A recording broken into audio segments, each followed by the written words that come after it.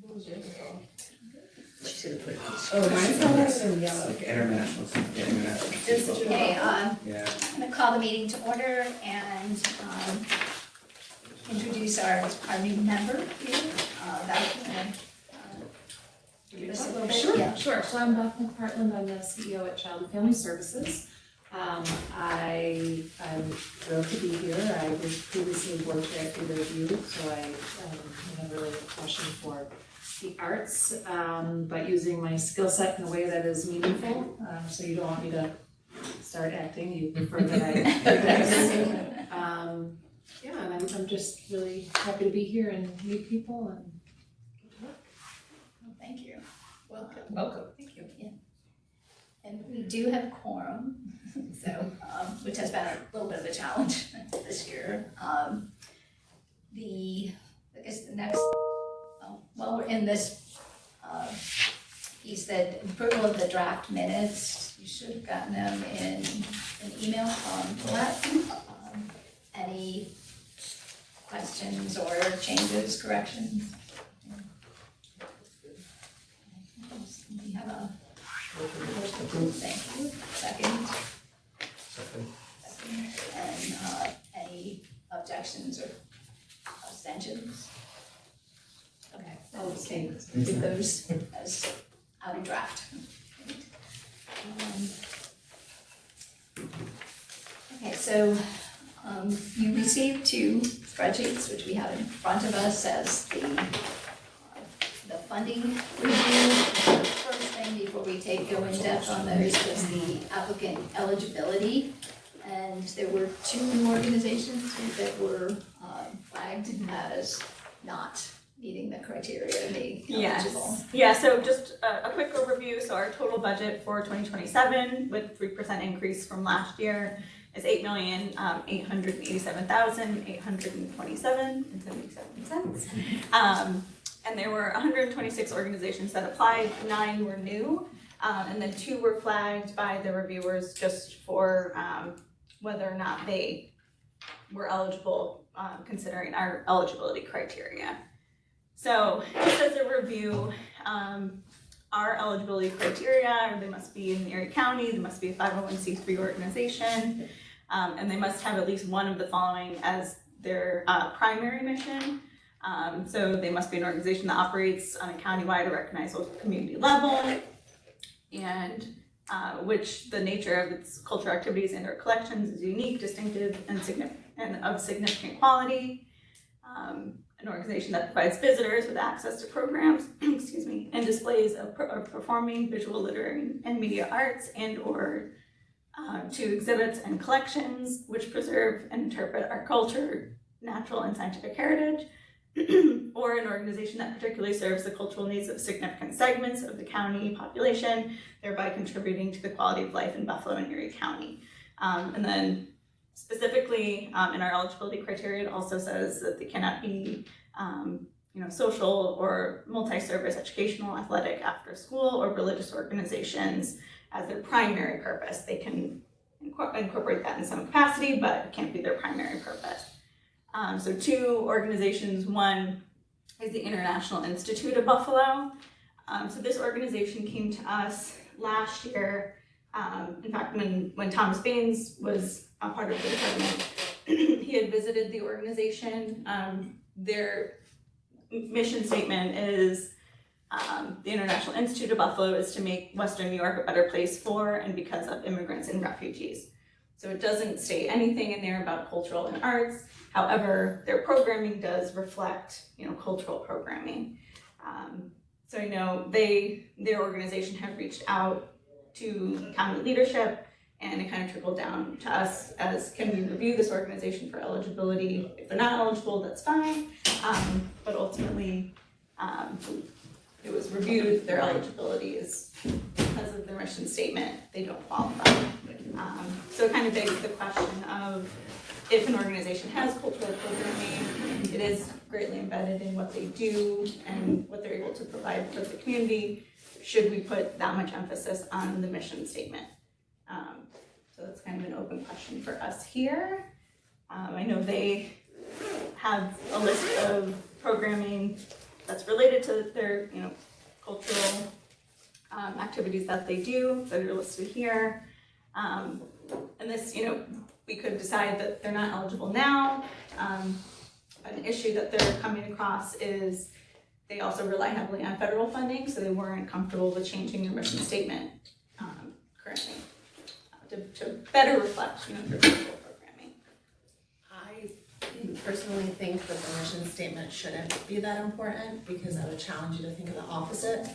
What if there's an organization that has a mission statement that matches everything we're trying to do and fund, but they have no activities, then they really wouldn't qualify? And just knowing how a lot of these groups are formed, that could have been written 20 years ago by someone who probably wasn't thinking of their funding need in the future. So I do think what they actually do is more important than the statement personally. That's what I agree.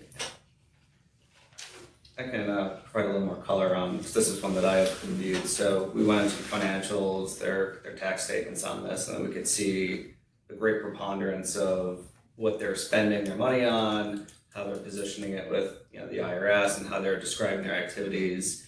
It was, I'll say, 95+% weighted towards other very important things for our community, but not culturally oriented. It seemed more of a tangential benefit that is a good component of what they do, something that's good to support.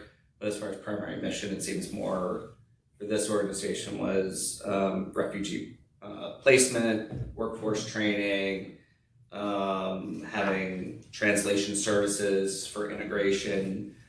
So those were the key areas where they were spending their money, focusing their efforts for that we can see in their financials and the like. So just put a little more color around kind of the activities that we were seeing on this one as well too.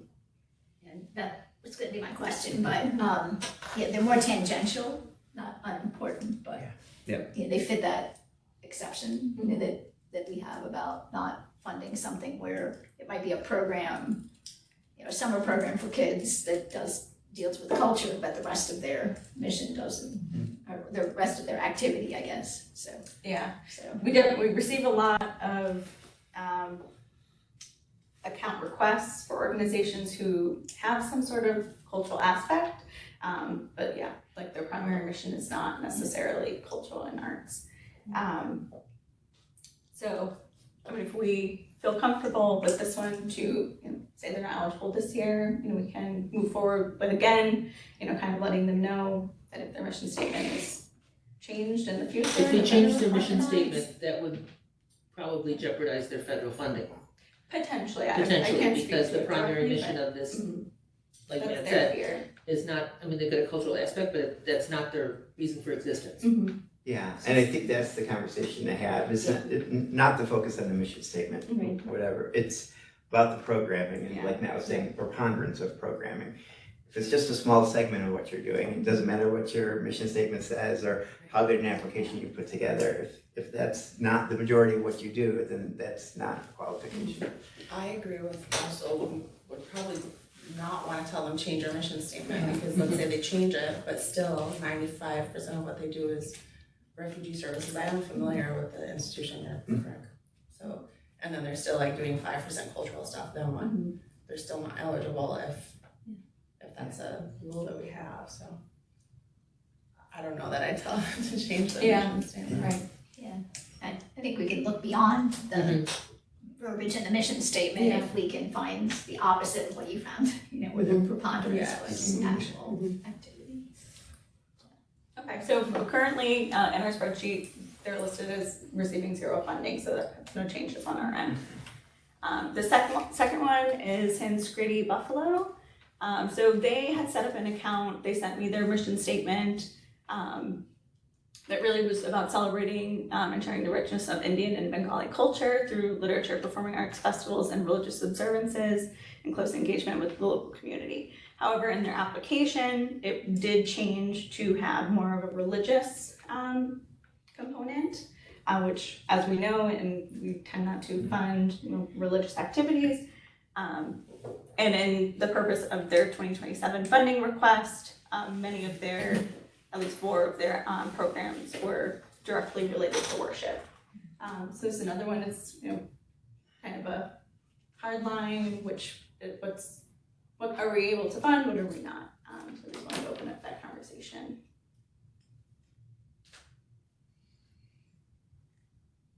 They're set up as a 501c3. They are. Just curious. Mm-hmm. Church would be as well, wouldn't it? No, Church would be a 501c3, but they don't have to file anything though. They don't have to file with the IRS, most do. Yeah. For donors' sake. Are they, well, we don't see their organizing instrument, their certificate of incorporation, so we don't know, for all we know, they're incorporated under religious corporations law, which would make them a church. And that list of activities look like church activities. I was the reviewer on this one. I did send you an email with more details. I can't exactly remember, but I think there was no mention of a religious entity on their tax documents. However, I looked up all of the programming that they do, and they're all important religious Hindu events.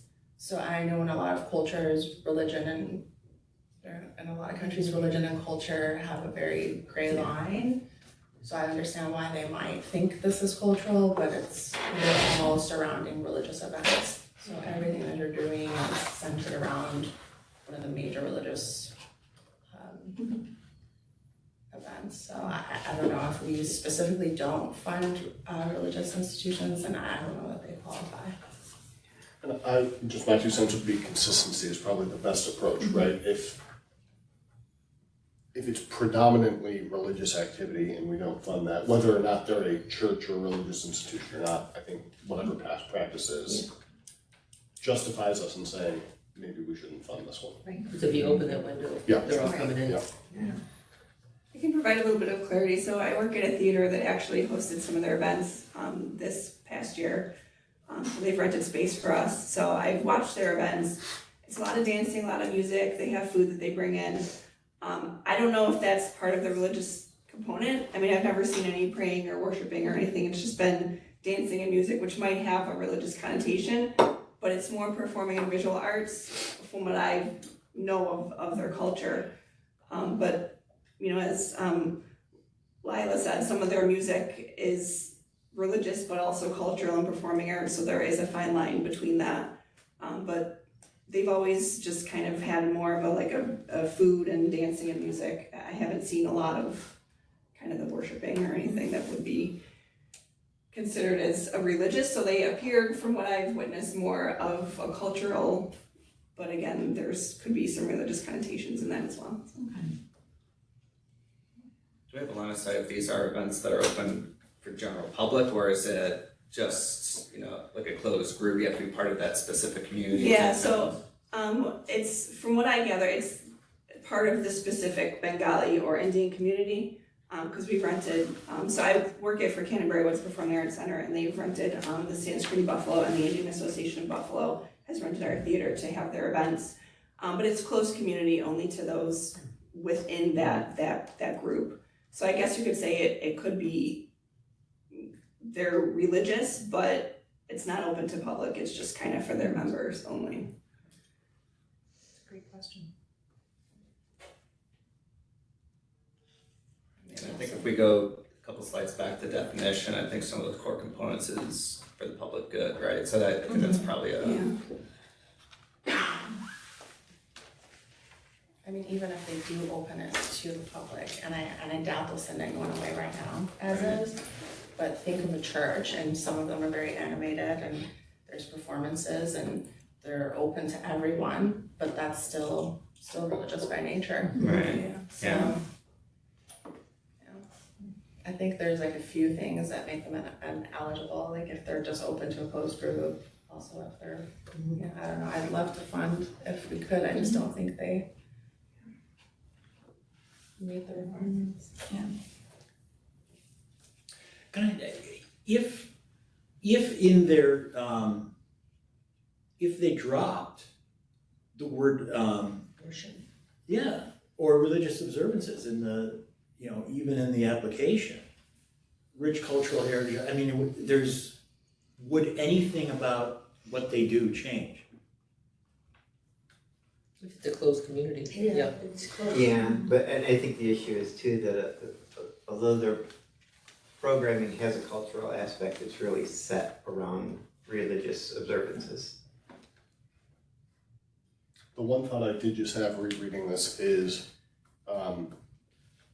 sometimes a language translation component, that if these are more Indian, if it's Indian and Bengali folks writing this and translating it from their native language to English, could they be using what we might think of as celebration as worship, as the terminology? I looked each one of the things that you Okay. mentioned to your point, Yeah. and like read the Wikipedia page to see what the actual event Okay. was, and they are like major, it's like Christmas if it had a more religious element. Got it. They're like major religious events in their culture. Yeah. So. And was that the majority of what they, like, what was all the programming I think really everything around? except for one. Yeah, but I can look at my email and make sure, because I went through one by one. Did you capture, like, is that everything I sent you? I think I sent you like 5, I don't know. Those were in just the purpose of the 2027 funding request. Then I think And, it's, yeah. yeah. It had it more was- programming that wasn't. There was one religious single one that- related. So this was specifically what they're asking for. Yeah. Yeah, funding this was for. specific in their purpose, yeah. Well, it's not a religious corporation. I just looked them up in the Department of State database. So do we have a conversation with the people that we reject, so to say, a detailed conversation explaining why? We can, post this meeting and reach out to both of these applicants and let them know that they're not eligible for funding, post review, because they were open to apply. But I would let them know that, the committee or the board has decided that they're not eligible for, these specific reasons. If we are open to this one applying in the future, letting them know that the funding can't be used towards their religious affiliated programming. Because they do have other programs that weren't necessarily religious, to my knowledge. But if they're closed to just their community, doesn't that just negate Yeah. the purpose of open to the public? And maybe if we give them a detailed explanation of why, maybe in the future they will open it up Right. and drop the word worship some, it just gives them an opportunity to think in a different way. And I don't know, somebody said the translation may be an issue too, and so maybe this may be an opportunity for them to learn how to operate in a way that would give them funding and open the doors up and educate the community too on what they do. Yeah, I mean, some of it could just be this difference between, Eastern religion and culture and Western religion and Right. culture, and we just need to ask them to, come a little bit more in compliance with our view of this and put the culture first and the religion back and use cultural wording, and so it's not a hard no, don't ever talk to us, but it's, you need to revamp this in order to fit what we're looking at, so. Personally, I'd be interested in attending something like that, but so maybe Yeah. they can do something like that. So I don't know if anyone here knows, I didn't grow up in the States. And my dad's Muslim. And that's why I was saying sometimes the line between religion and culture is very gray, because for someone who did not grow up in that environment, and you go to a religious event where there's no worship, there's no prayer service, but there's food and music and it's like a festival. So to an outsider that might seem as a cultural event that is interesting to attend, just like in the Middle East, people love to celebrate Christmas because it's fun and they get to put a tree up, but they don't understand. It's not because of the religious aspect. So these to us might look really interesting. I would love to go to them, but at the core, they are religious events for them. So if you look up those names, those are all gods and goddesses in the Hindu religion. So if that said, for example, worship of the Lord, would you still think it's cultural? You could, like a Christian religious ceremony would be like worshiping the Lord, or a Muslim thing would be worshiping Allah, whatever they call their God. And these are all gods in the Hindu religion. So by their nature, they're still religious, although to us, to an outsider, we might not see see it as a religious gathering. Yeah, but at the same time, like, you know, the gay men's choir performs every year at the Christmas tree lighting at the Albright Knox. So we still fund the gay men's choir. We don't tell them they can't call this Christmas concert. We still fund the Albright Knox and tell them they can't have a Christmas pageant. So again, you know, most of the cultural groups do celebrate, that we fund do celebrate Christmas. Our funding's not going towards that, but they do But have that's not public the purpose events of with. the gay men's choir, to Exactly. be a religious entity. It's an entertainment. And you are performing at. Yeah, but what she was just saying was though that it's difficult to separate Mhm. the festival from the worship. But yet, we It's have just them their form combining of, but it's their Christmas. form of prayer. Mhm. Because our form of prayer happens to be in a church or a synagogue or something, that's their form of prayer. It might look like dancing But and they're not, entertainment, but but we found they're not a religious organization, they are a cultural organization. So it may not be their form of prayer, it may be their form of celebrating Christmas. Well, actually, some people mistakenly form under the not-for-profit corporation law, even though what they're really doing is a church. Yeah. That's a common problem. They call them de facto religious corporations because they're operating as a church, but they incorrectly incorporated. So it's possible that this is that. Isn't a key variable here that they requested funding for these events? Yeah. So that, I think, is different than the gay men's chorus or X, Y, and Z entity performing at a holiday of whatever religion versus saying, oh, we are seeking public funding for these things. So I think, I understand the point, but I think there is maybe a little difference there. For example, worship of divine female energy to us, like, I don't know if we would really read that and have a sense of religion, but to them, I don't know if I'm pronouncing it correctly, but Durga, that first word, that is a goddess in their religion. So those are all like gods, so. However, if we explain to them why they didn't get the funding in detail, maybe in the future they'll open this up for, open the doors and not specifically ask for funding for these things. Have these things as part of it, but maybe rewrite their plan and make it a little more inclusive of everybody, because in America, culture is everybody's culture, everybody's religion, whether it's, you know, ancestor worshiping or whatever, but it's just that for this specific thing, it can't be for these specific requests. So I feel like, you know, maybe we should, with all the applicants that are rejected, I think we owe it to them to give them a detail of why they're rejected and let them figure that, you know, this is why. If you can figure this out in the future, great, you know, and leave it at that. Yeah. And that's a good segue into, I know in the past, you know, we receive a number of new applicants each year that aren't necessarily eligible, but they're looking to see if they're eligible.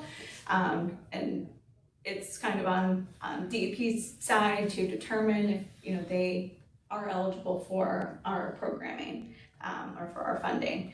And you know, sometimes it'll go back and forth with the chair and things like that. So I was wondering if, you know, the board would be open to possibly a deadline for new applicants each year where the board can then review. I mean, there's gonna be some that are obviously not eligible, and then there's some where it kind of fits this gray area. So I was thinking potentially, you know, a deadline in January where, you know, at one of our first meetings of the year, we go over these new organizations who are trying to apply, and sometimes there might be you know, an instance where their mission statement doesn't state arts and culture, but their programming does, and then potentially their financials would too. I know we had Gardens of Buffalo Niagara. They were a new applicant this year.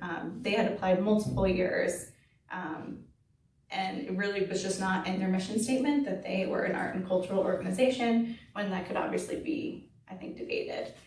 So I think amongst, you know, the board determining, you know, new applicants each year might be more helpful. And then also, like you said, developing a list of ways that potentially they could become eligible down the line, or, you know, this is the hard reason why they're not eligible. So the chair how everyone would feel about that, you know, a deadline for a new applicant. Sometimes organizations will apply for an account, you know, just days before the application deadline, and it's more of a rushed process.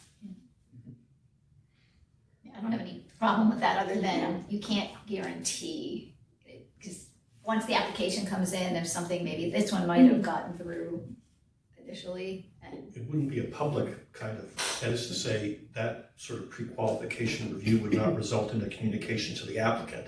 That would be for internal purposes, so that we can nip issues like this in the bud. Correct. Yeah, I like that idea. Makes good sense. Okay, great.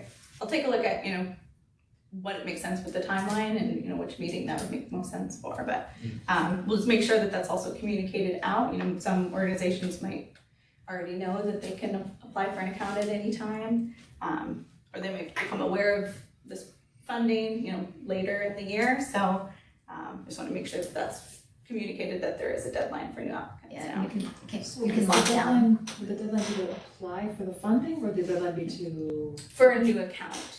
So if they're a new organization who is looking to receive funding, if they're an existing organization that already receives funding, they already have an account with us, that's not a problem. Their applications will be due in April, just like always.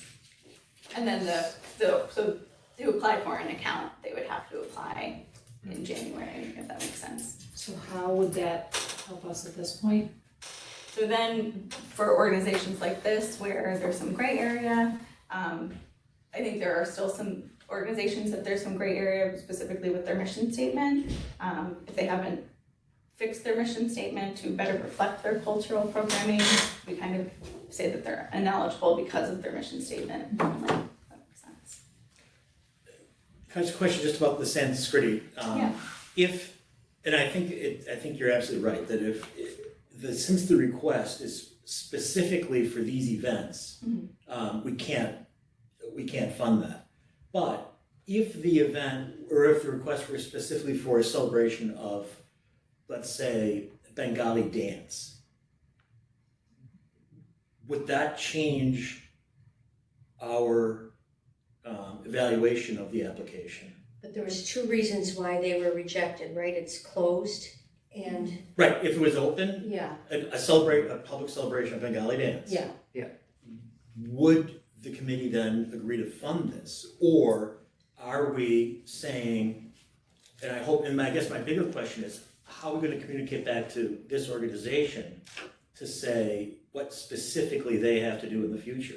If it were a public celebration of Bengali dance, let's say, would the committee fund that? Or would the committee, because religious observances is in the mission, the committee, no matter what they're asking for, will say, we're not gonna fund anything you do?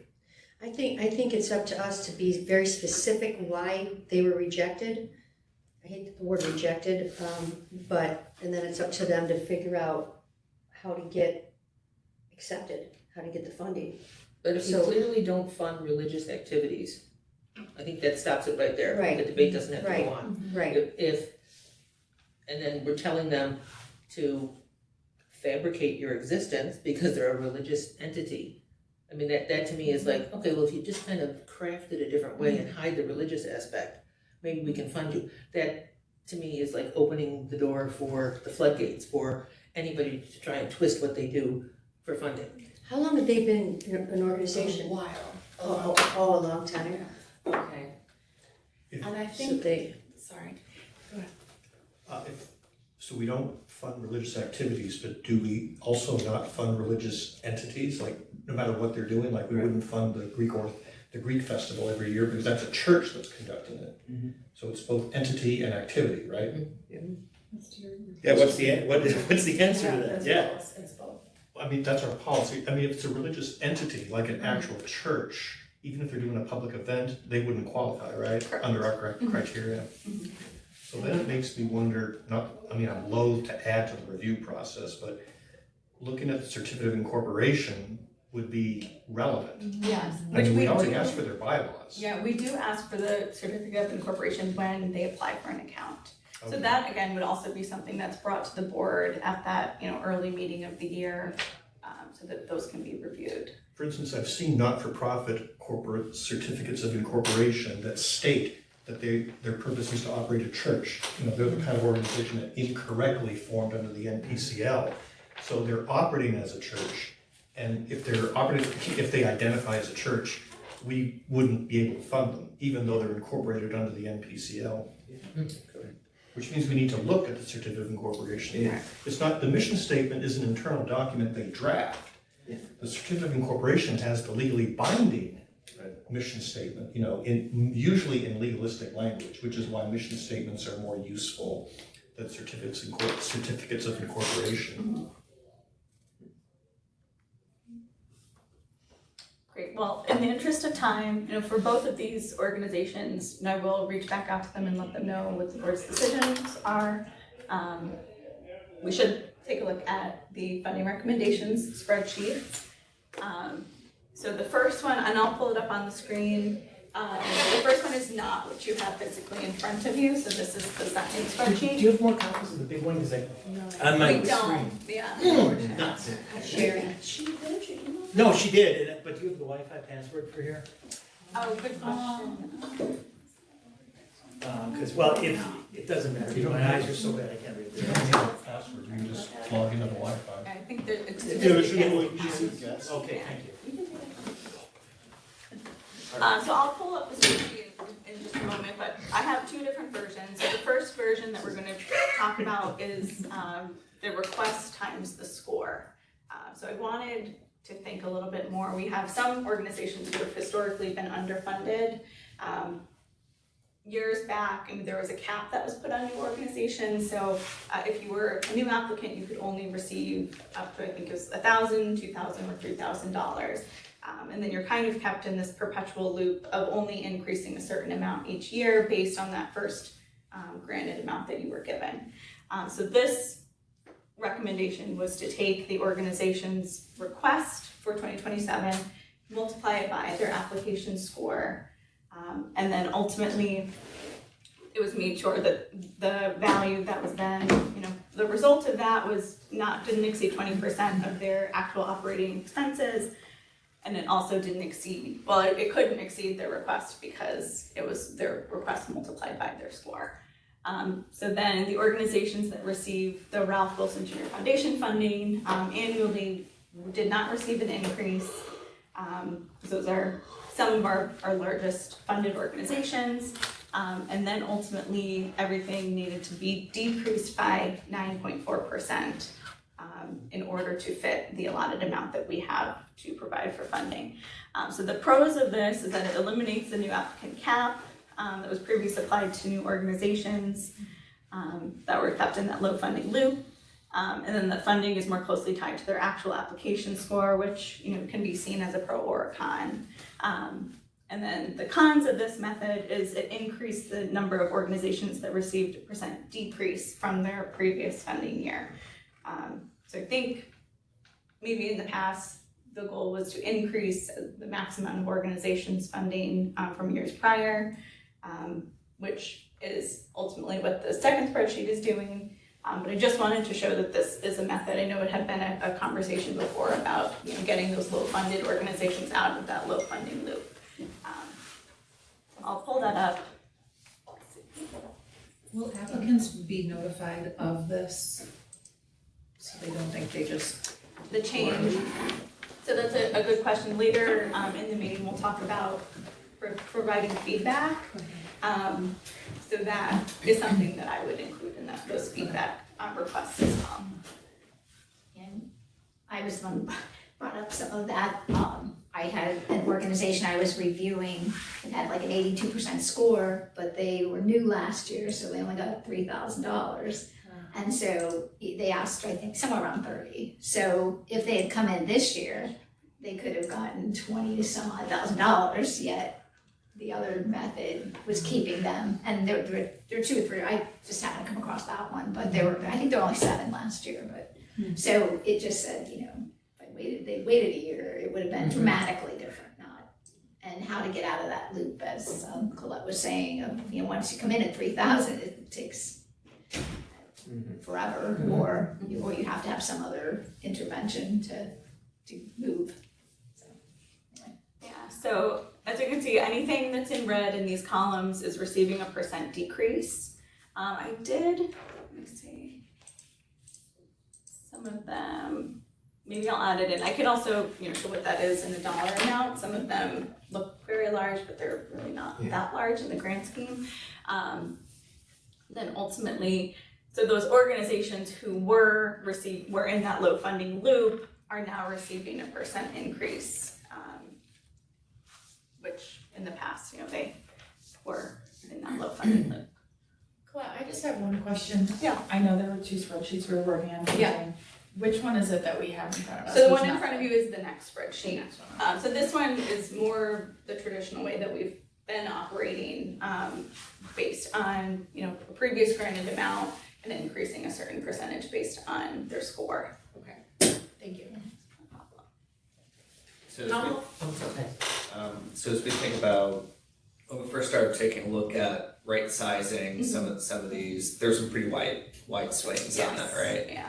So does this change address all of it? Are we moving in that direction and it's, this is step 2 out of 5 in this direction? Like how far along are we in like fully correcting some of these? So that's a good question. I mean, we're ultimately, I'm trying to take a look at, like for some of these really large % decreases. So we could also correct some of these too. So there's their request, recommendation. This organization particularly was given 50,000 last year. With this % decrease, they would be given 16,000, which is a pretty large swing. I will say this organization scored very low. A lot of these, significant % decreases are based, on the application. Yeah, that also, column Q, adjusted to not exceed, so the 50,000 was not an appropriate request anyway, it seems. So actually, no, so this one is, so only if it's a negative amount in this column. Oh, okay, so the 18 then it is would still be the score, adjusted. okay, that's an adjustment if it needed to be. Yeah, Okay, so the okay. 18 comes from their request times their score. Okay, And then ultimately everything was scaled down by 9.4% so that it could fit into the bucket that we have. I just took the difference between the 2 sheets and looked at almost every organization has some difference, and some of them are really significant. So yeah. in helping, we're maybe solving one problem, but I'm not sure. It's pretty dramatic. Not to overcomplicate things, but Yes. I wonder if instead of using just the score as a multiplier, we categorize it and we just have like 3 categories. And, anything scoring 80% or higher gets 100% of what they ask. Yeah. 60% to 80% gets 90% of what they ask, So we're not having these huge swings, but we are still. And then the other side of it though, as well, is we're just making recommendations. These final numbers are determined elsewhere. We can go through this whole exercise and come up with a beautiful way of thinking that we've mitigated all these issues, and then all of a sudden it doesn't matter anyway. So is there some way that we could make a case to get the ultimate deciders on board, or is this just a academic exercise? Great question. So I mean, I don't know ultimately what the preferred decision would be, but this spreadsheet looks a lot better. Yeah. This spreadsheet, most organizations received a % increase from what they received last year. It doesn't necessarily write that those low funded organizations, but this is in line with what has been done in the past. So this spreadsheet, I switched over. This is the one that you have in front of you. So this is ultimately, we take what the organization received last year, what they were awarded.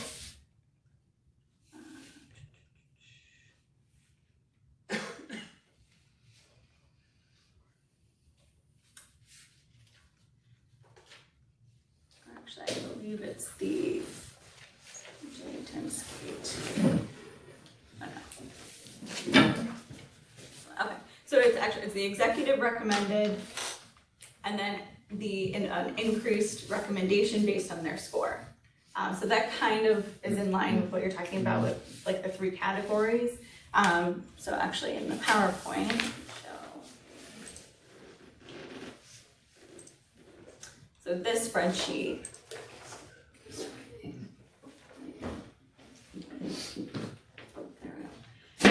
the purpose of this is to better align with the previous funding recommendation methods.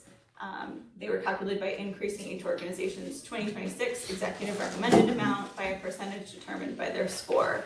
So that's in this matrix below. So if they're an organization who scored between an 85% and 100%, and their granted amount last year was less than $25,000, they get a 10% increase, and so on and so forth. So if they're a larger organization receiving a larger granted amount, they receive a lower increase. If they're a smaller organization, they receive a larger increase based on their score.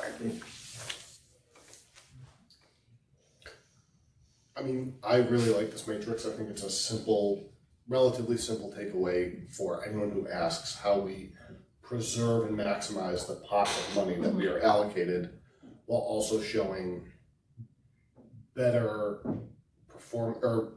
stronger applicants receive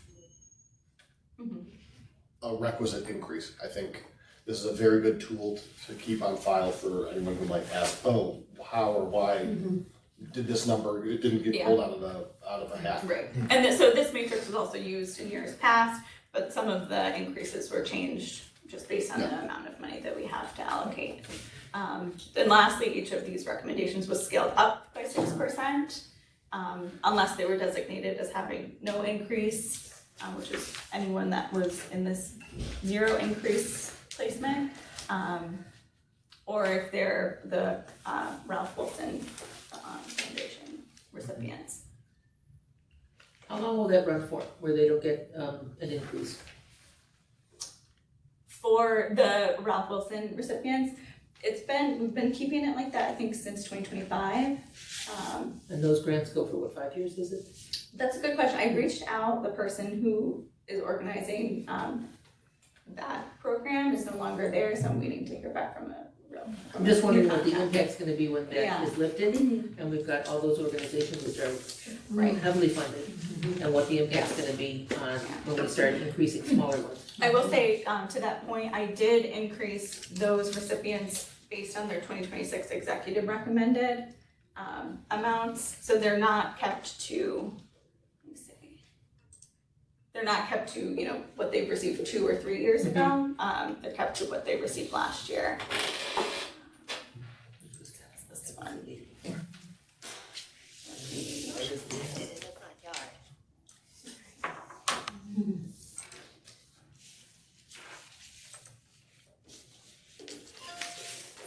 So also, to make things slightly more confusing, there are new grants for the Ralph Wilson Foundation, but those are just one-off micro grants, so those are indicated in here as well, but the annual are indicated in blue.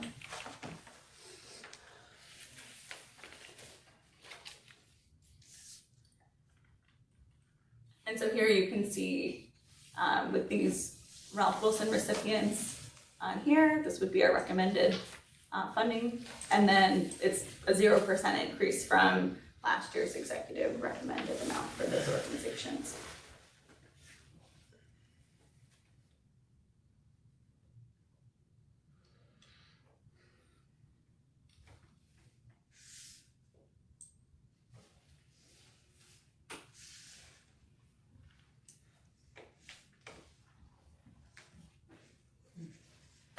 And so ultimately, we can go with one of these methods, we can create a new method, we can, come up with something that's tweaks something in both of these. I can't guarantee that we won't have to scale things up or scale things down just to fit the pot of money that we have.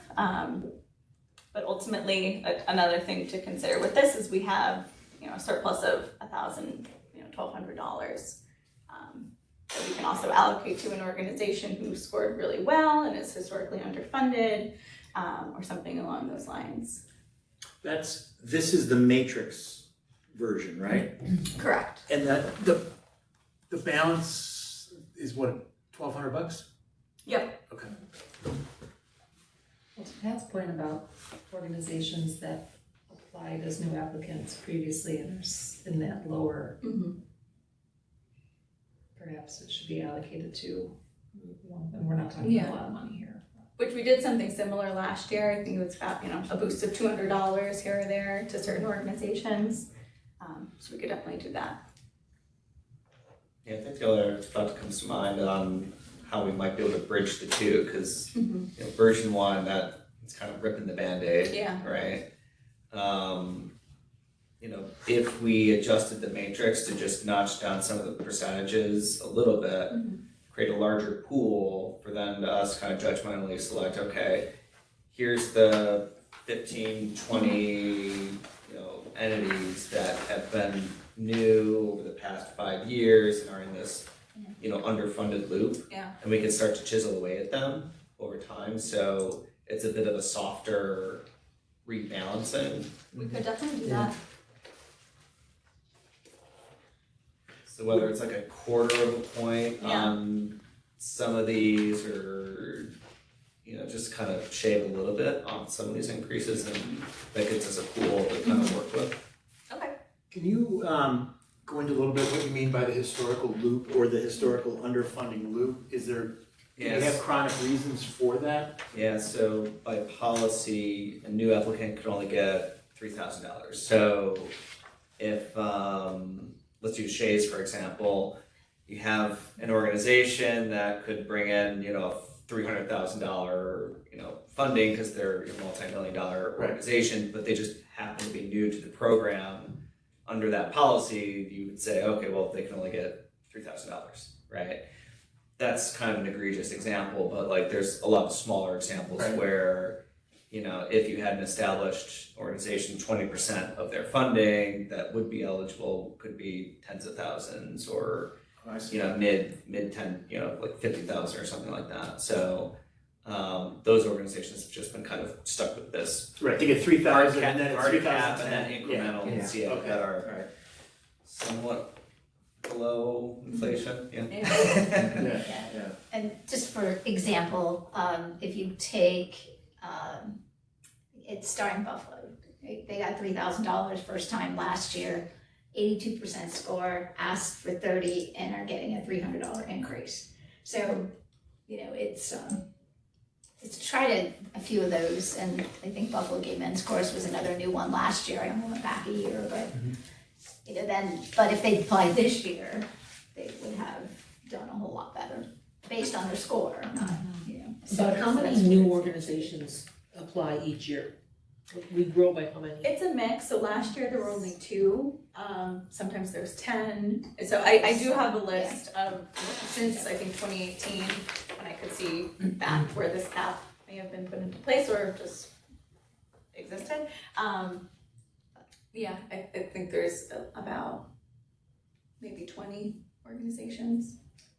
I have a question, just going back to the matrix. And also, I'm relatively new to the department, so I'm getting a handle on the historic scoring and methods to the funding here. This matrix doesn't include any decreases, but in the first method that you showed us, there were, if applied, there would have been some substantial decreases.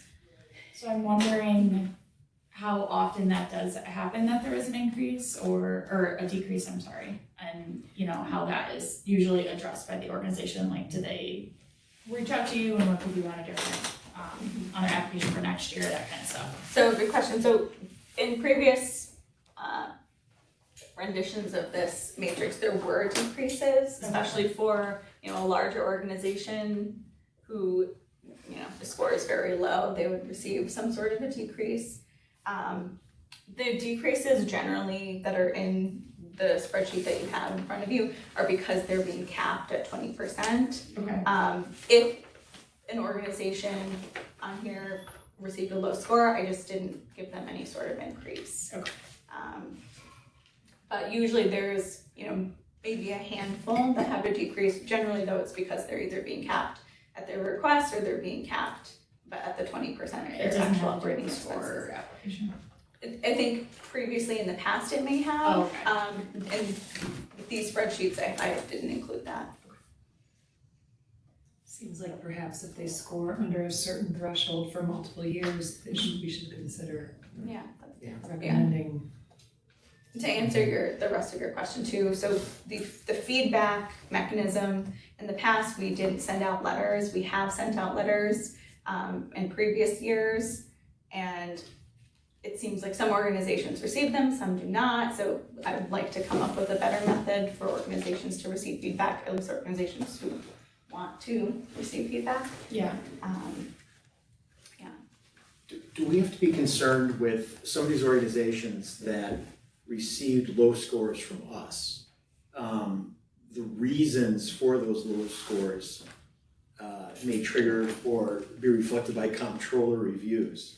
And what is the interplay between us allocating a low score to an organization and then still perhaps even funding it or not?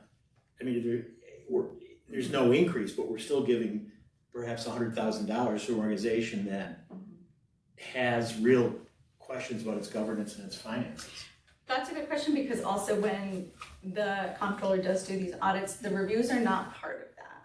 So it's only really the application materials that are received. At least since I've been a part of this, I haven't, had any questions about, what were their review scores and things like that. They do, at least our budget department receives the application scores. So beyond that, I'm not sure, where the scores are going.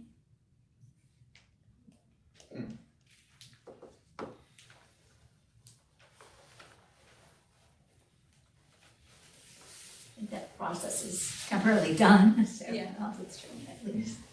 Can you go back to the first method? I think Haley brought this up too, the one where it showed as negatives. Yes. I apologize, I stepped out of the room.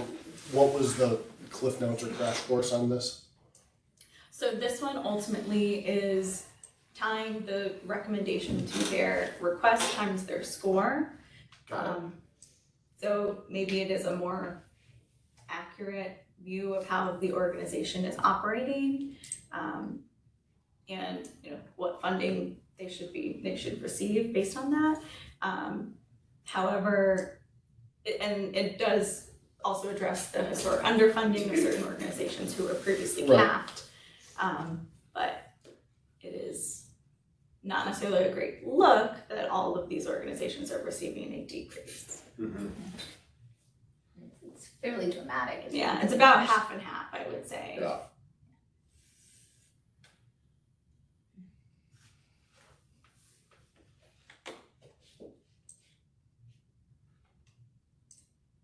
And we don't have an established method to inform organizations of our evaluation, other than they're not getting funding. Well, the problem is, we're not the actual approving body. It makes 2 more stops on the train, so I don't think it would be worth telling an organization now, hey, Yeah. because by the time December comes, that may totally change. What's the whole pool of funding been for the past, say, 3 or 4 years? So, right now, we're at, 8.8 million. It increases 3% each year from, the county executive's recommended amount. Okay, so whatever dramatic adjustments we make and some other people come online, that are we shooting ourselves in the foot? So we're gonna have to make more dramatic adjustments next year or whatever? Well, I don't know. not to be the gray cloud. Like the smoke cloud would be more. Yeah, right. We already have one. We need to be bracing for next year's budget may not have a 3% increase. I mean, next year's gonna be draconian and awful. So maybe this is a decent way to acclimate some of our cultural organizations that the expected increase year after year may not always be the case, especially in these next few years. I don't know, but I agree that the look of, also paired with the negatives up at the top and then some getting, 300%. It's, Right. right, exactly. And I think that's just the optics of it, but I was gonna say, it is helpful to have a Right. column that has the dollar amounts Right. next to it.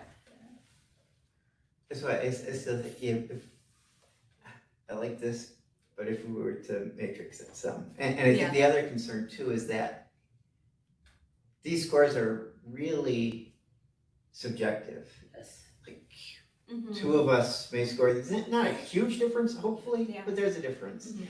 So if we categorize them, it mitigates that as Yeah. well, so. Okay. But I do like, yeah, there's gotta be some, carrot and stick, and so just, no matter what you do, you're going to get an increase, or it's going to at least be some negative, some decrease, some sort of stick, I think is helpful. So, I mean, it's 10 o'clock now, so I just want to be mindful of people's time. It was brought up to use this method of the recommendations that are based on the 2026, actually county executive recommended amount plus the scored increase, but then potentially changing those increased amounts so that we have a larger bucket that can then be added in to some of the historically underfunded organizations. So that is one method.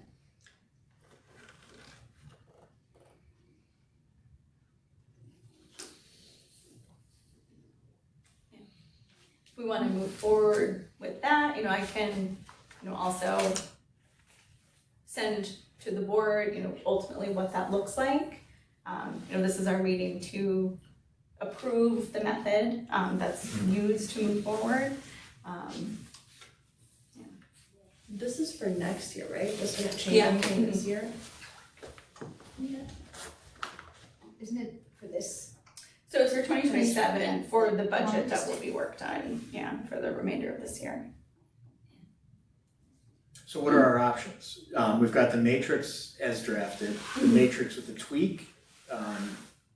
We don't know what that tweak is. We've got the draconian, I don't know what we want to call this version. Yeah. Band-Aid rip. This is the request times the score. Request times the score version. Yeah. And what are the advantages of this is it reflects the work we did and kind of the traditional method the committee has used. This is much easier to explain, I would say, as opposed to the, the one that's, you have categories of increases and then it's increased more, which is ultimately great. Each organization receives a % increase or most. This one though is much more reflective of the work that we do. And you can defend this one better. That's what I would say, Yeah. But this one results in really bad optics. Bad optics, Yeah. we'll receive a lot more calls. Well, you. Yeah. And the matrix actually results in, I don't know, equitable, but a less harsh distribution. Correct. because no one gets a decrease with the No one gets a decrease. And it is relatively easy to explain, not as easy as this. But. Yeah. It would be There's a hard to handful of explain. decreases. If I was a new applicant last year, I got capped at 3,000, I'm a new applicant this year, and I get my score times what I asked for, True, basically. yeah. So that's, there's not a lot of them, but that's what prompted the conversation. Which, Better none or of worse. those exceed their request either, so. Oh, the decreases are if they hit the 20% cap. Yeah, so the decreases are easy to explain with this method as Oh, well. with which method? So with the matrixed method. The matrix method. So anyone that has a decrease is generally because they were capped at Yeah, okay. their annual operating expenses. Right, they're doing well, actually, Yeah. in an odd sort of way. I don't know, Matt, any thoughts on how to, get there, but not like dramatically as we. Yeah, I mean, I'll come back to my recommendation, right? You could do a tweaked matrix where you have negatives on the scored less than 60%. You can shave some of the positives to start to socialize. Hey, don't rely on increases as much, right? So we can have a harsher matrix, right? Yeah.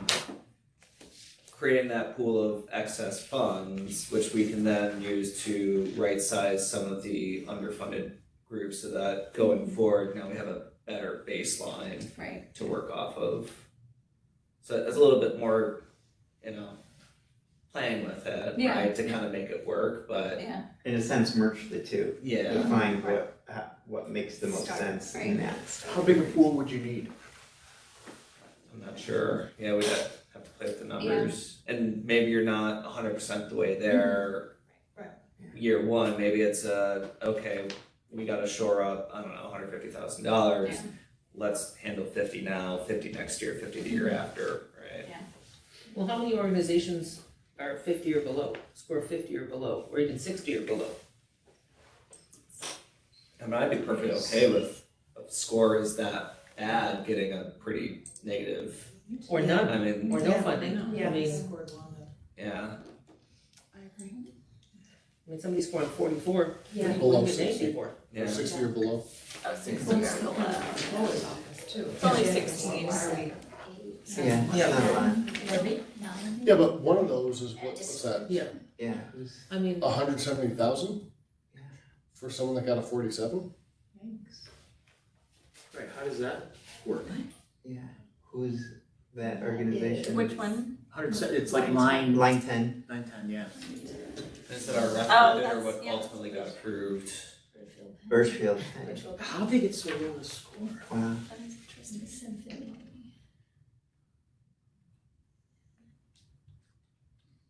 Shays also. Yeah, can you rank them by score, are these ranked by score? Yeah. So, Yeah. Yes, okay. So, hey, there's a $500,000, Yeah, that's Shays. that's Shays. She has got overwritten by, The legislature. yeah, yeah, up the chain. this, what was the? Yeah. Holy cow. Yeah. And yet, their governance documents do not appear to be. Right. And that's the problem. That's why we need a stick. Yeah. Yeah. But and I come back to my concern that how is Shays gonna know what the stick is? Right. That's, Yeah. and I really worry about the smaller organizations, the 60 and below. It might be a very small, it is a small organization. How are they gonna know what to improve? Yeah. If we don't tell them? They're just gonna say, you didn't get an increase in funding or we're decreasing last year's funding, and there's no. That's what the comments at the end in the results page is for, But right? do they see? But if it's communicated to So they used to. it's communicated amongst us. Yeah. Right, but I thought that was the basis to send a communication to them. It Yes, but is, it hasn't been yes. sent. So at least as of, I think the last time that they received comments was in 2024. Yeah. So, Is it Before possible that. to It was not even make this before that. decision by today? Yeah. I think this is a big decision, we're all looking at it for the first time. Is it possible to somehow? I don't know, I don't have them right in front of me. The problem is we are in the middle of budget prep for next year. That starts now, or we're already in the throes of it now, and there's some hard deadlines. I can find out how much wiggle room we have. But I also know the budget office will kill us if we're too late with this. Could we just do an ad hoc, remote meeting I'm- and sleep on this and think about it? I think whatever we choose, it's really gonna impact the smaller organizations most. Because Matt was saying, a large multi-million-dollar institution, even if they don't score well, there's so many different stops that it makes on the train Mhm. where they can still get the funding that they need. So I think whatever we choose, really, it's gonna impact the smaller organizations. And I think we should make that decision carefully. I don't know if everyone knows what they want. I don't know what I would choose. all I know is that if you're scoring 50 or even 60 or below and you're being doled out county money, taxpayer money, that's criminal. Yeah, I think we should pay more I mean, attention to we the could schools. adjust our recommendation for those organizations to reflect that. It doesn't have to be, you know, in line with what was previously doled out. Because otherwise, what's the point of scoring them? Right. Yeah, the other side of that is if we have a small organization that we have a real problem with their governance or their financial planning or something, but we're just funding them anyway, we're kind of helping them to hobble along when they're Right.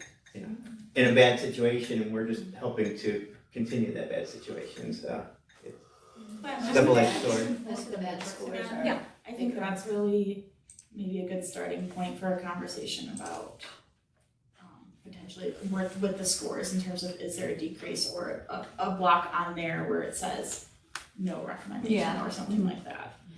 I mean, this is just me, I think if you're under 60%, I think 0 or decrease is acceptable. Or we could do under 60%, it's a percent decrease the first time it happens. If it happens the second time, then it bumps to the. Because I also No wonder, funding. I mean, not to pick on them, but we saw Birchfield, Penny and Shays are two big established organizations.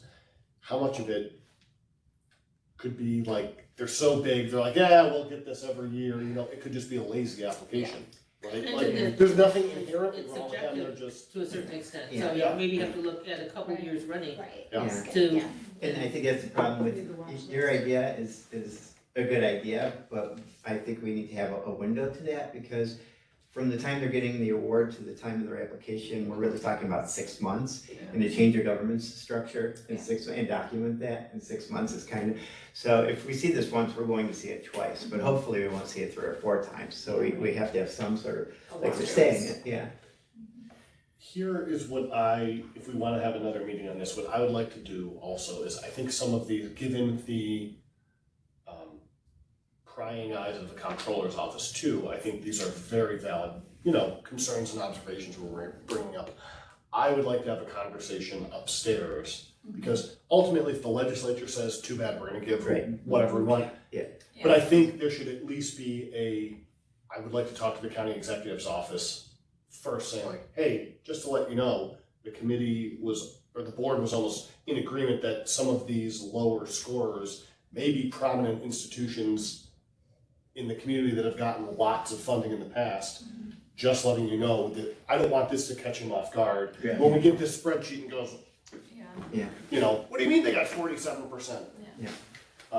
But that's just, I wanted to share with that. I do think maybe even if we do it over Zoom, a follow-up meeting is worthwhile. Yeah. The issue with Zoom is we cannot make any voting decisions over Zoom as a public board. How many members do we need in person? We would need. You need quorum in the We only have room. 14 now, so 8 Still still, need yeah. Yeah, so we could sort of like make a draft recommendation and then bring together a quorum just to approve that at some point. It was Yeah. True. not even a 15-minute meeting, but just, whoever can make it come. I don't know if we have the wiggle room to do this, but can we do like a conditional approval with final numbers approved, not under a digital form? Like a conceptual approval of the methodology. I mean, that's, we kind of, approving the method, you know, we can kind of add to that if we, Right, because we need to settle on a method before we then put in our Yep. recommendation. yeah.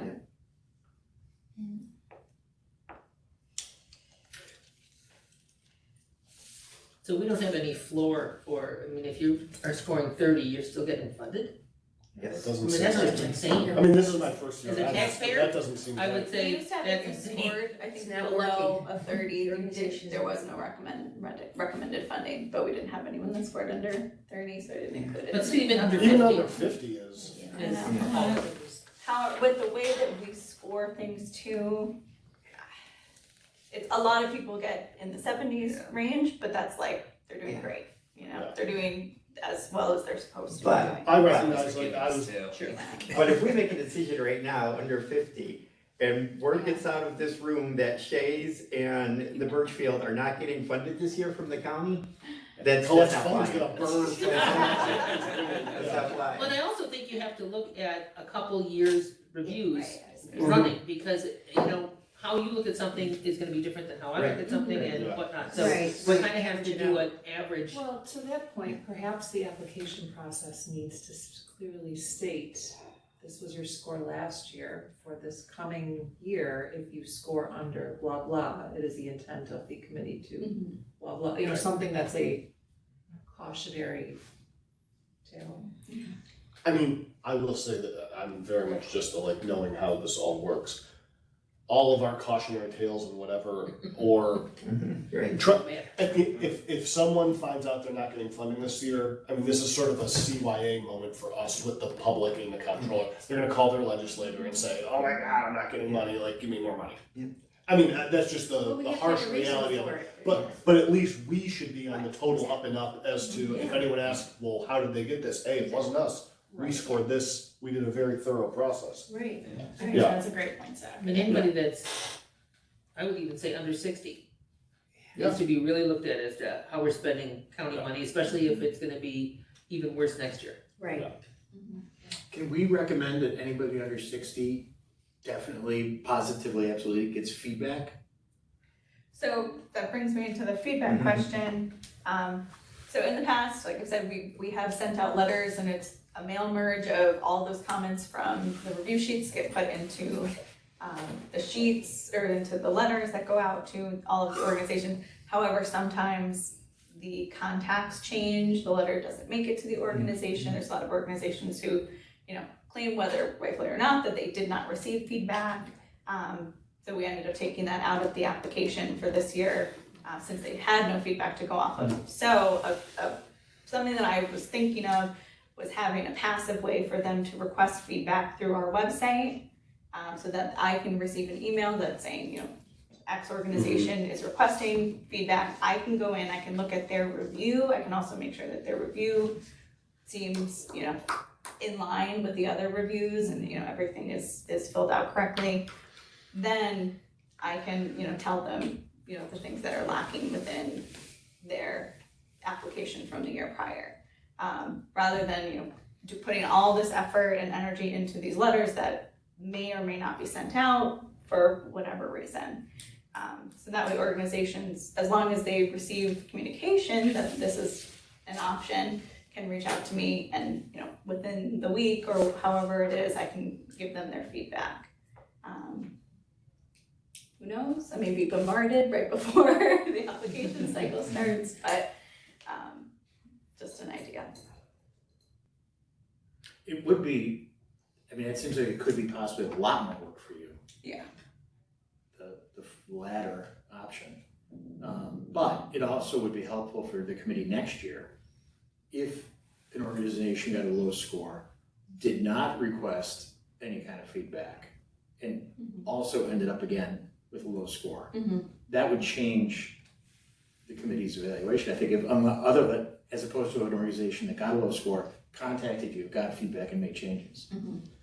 I think ideally, there would only be maybe 1 year, and this as the Band-Aid effect, of there being a lot of those letters going out for low scores, because then ideally the applicants are making changes to their applications and they aren't receiving low scores. And so then in the following years, it's hopefully not as much work. So that's just something to consider as well. Yeah. You know, and isn't that one of our goals, to make sure these organizations are tight? Yes. You know, I mean, there's an organization here that scored a 34 and we're still giving them money. What are we doing here?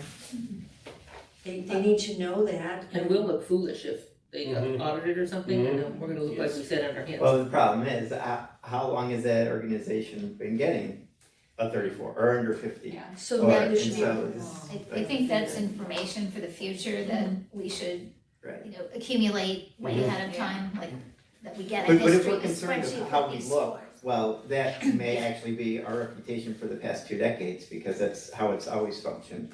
And there's always been low score organizations, It and doesn't make it there's. right, and I don't wanna sit on a board. Right, but we don't need to Rubber sit stamps around stuff. and say it's going to hurt our reputation, because unfortunately, that reputation already exists. So this one time is going to change what may have I would say existed, the we may one- have others. The one factual difference is, right, wrong, or indifferent, I think the comptroller taking a stronger public stance about we need to shore up how we're evaluating these outside organizations that receive public money. I mean, that right there could be justification for, even if the past practice had been misaligned, saying, hey, we get it, the comptroller's right, we should be taking a harder scrutiny with these. I think that's a fine reason to pivot to more scrutiny. I also just want to caution everyone that an organization having a low score doesn't necessarily mean that they're doing something wrong, right? A member of the public might make that conclusion, but for example, to your point, the group that scored a 34% is a bookstore. And in our scoring mechanism, there is an option to award someone a very high score because their programming is specifically engaging a very large portion of the community. So that might be why an organization scored lower. It could be programming related and not really governance. So a low score doesn't necessarily mean, it could mean they're doing something wrong. That's pretty low though, this one. It's not years. Yeah, this is pretty low. Yeah. And I will say, just as a note for that specific organization, they were reached out multiple times to fix things and did not. So there's some So sort in of a situation like that, if they didn't fix them, they shouldn't even be considered. Yeah. You're out.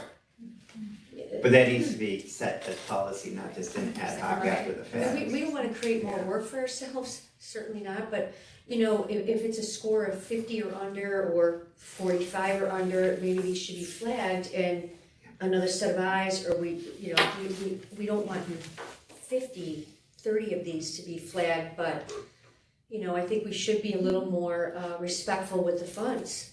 And again, to your point, maybe it was just, oh my gosh, this is a new person filling out these forms. It could be something like that, but if it's a consistent low score, you know, we have to think again about it. And I'm trying to remember, it was just really the one or two questions of how big is your impact that affected the score. All the rest of them though, I'm trying to recall. Like the diversity on your board could impact your score. Right. Well, Okay, that's a fair point. that's another one. It doesn't mean they're necessarily doing something wrong. Right, it's hard. But they could be better, so, you know, I consider agree that we it, should address scores that don't change. Yeah. But I just wanna make it clear that to anyone listening to this meeting, someone having a low score doesn't necessarily mean that they did something wrong.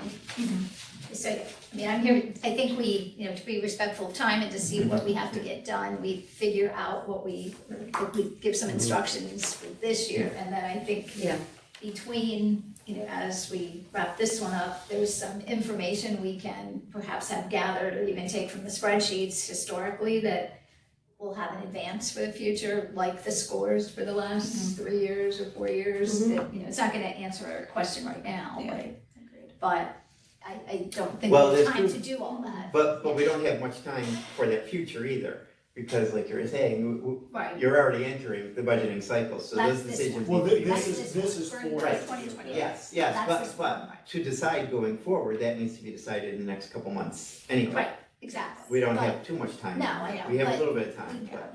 we don't have like 2 weeks, so. Yeah, these would be good things to bring when we talk And about to the do maybe application a and the fall, review sheet. early fall to get some of that nailed down and look at how we wanna evaluate it, but for now, I guess, how do we wanna proceed with some of these? Carving out from some of the ones that got bad scores, I don't know. Seems like we have three options. One is the matrix, two is the matrix tweaked, whatever that is. And third is the draconian red budget, to use an unfortunate. I was gonna say, I think that, truly a red-green budget. Red green budget.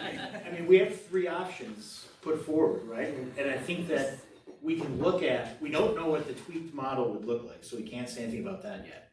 But I think if we have three models, run the spreadsheet again, see what the numbers look like, I think we would have something for the committee to vote on.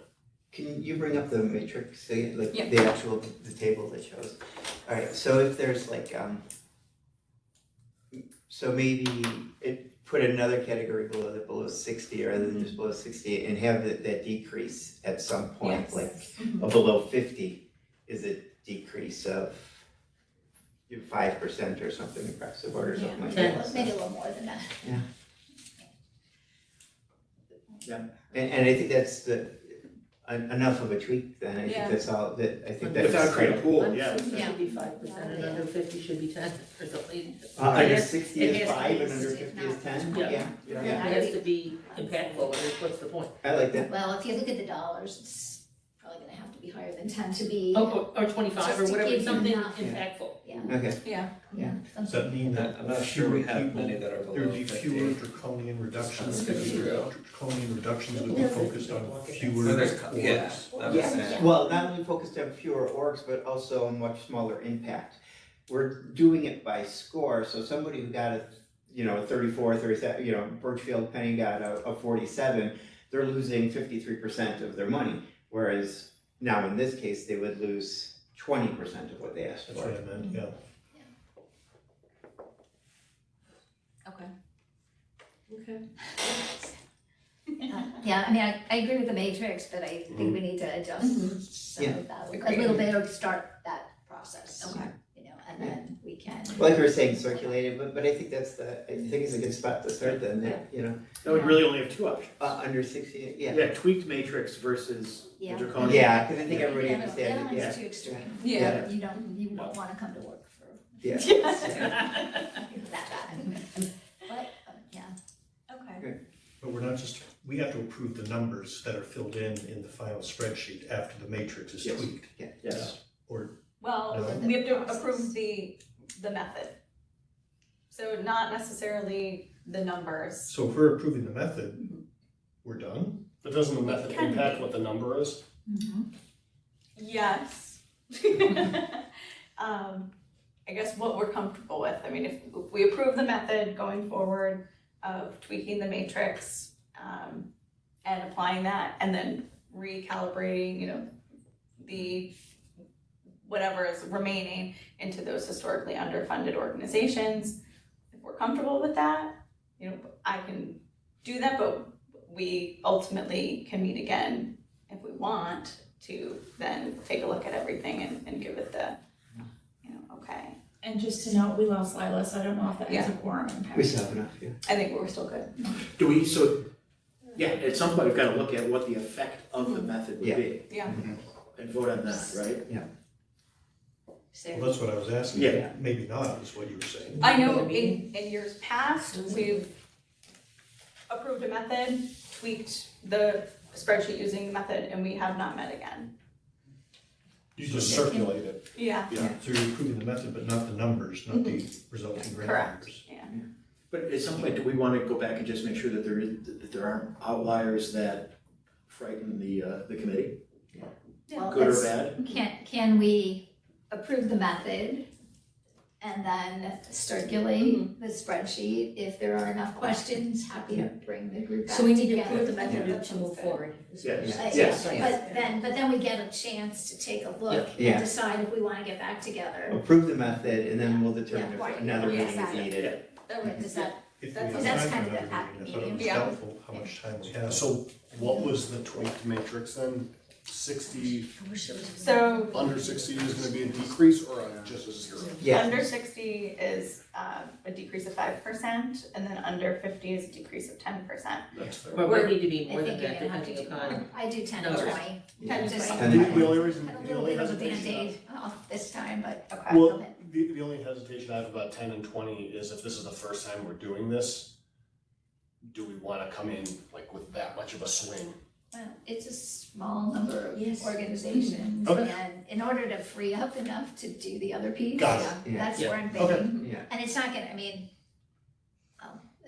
some of them will probably be overridden anyway, let's just. Yeah. Sure. Thank you. Yeah. Right. Straight at that. Sure.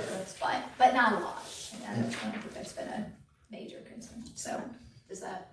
So it's a 20%, in theory, it would be a 20% decrease from 26's executive recommendation. No, it's a 20% decrease from what they requested. No, with the matrix version, it is from what 2026 Oh, okay. executive recommendation Right. was. Okay. Yeah. Okay. Okay with that? Do we need a motion and? Okay, can we have a motion to accept the, what do we call it, the scoring mechanism, or the Revised matrix. Yeah, revised revised. matrix, yeah. So that made the motion. Second. Karen, second, all in favor? Aye. Any nays or abstentions? Okay, so, all right, thank you. Can we set a date, or do we not need to set a date? We'll circulate the spreadsheet once that's finalized, Yeah. and then if there are, any questions or comments that come up that we want to address. What's our deadline for, When do you I'll find that out. budget office? Yeah. I'll find that out. Yeah, so just, let us know, and then, the rest of it, we can, go forward with, that we, I'd like some feedback once we finish this process, we can do by email. And we did have a resignation, Davida Tolbert resigned, so that leaves us down to 14, but her term was up, I think, in December, so probably not worth, doing anything about replacing that piece. However, I think it's time to do some more board recruitment, so we'll work on that and get that out, to you as well, because the pool, is just small right now, and we don't even know how long, maybe some of them have been out there. Yeah. So if you know anyone who you think would be interested, we will be putting out a press release of some kind on our website, requesting resumes, and we'll just make sure that everyone on the board gets it so that you can share it with your networks too. Yeah, and Matt rolls off, so somebody in the financial side, would be very helpful. Because I think I'm a year after Matt, so. Okay, and then there are, I think there's one person who can renew for a second term, right? If she wants to. Yes. Okay, So we'll be reaching out to her. all right, well, thanks for the additional time. Thank you. And we'll be- So, meeting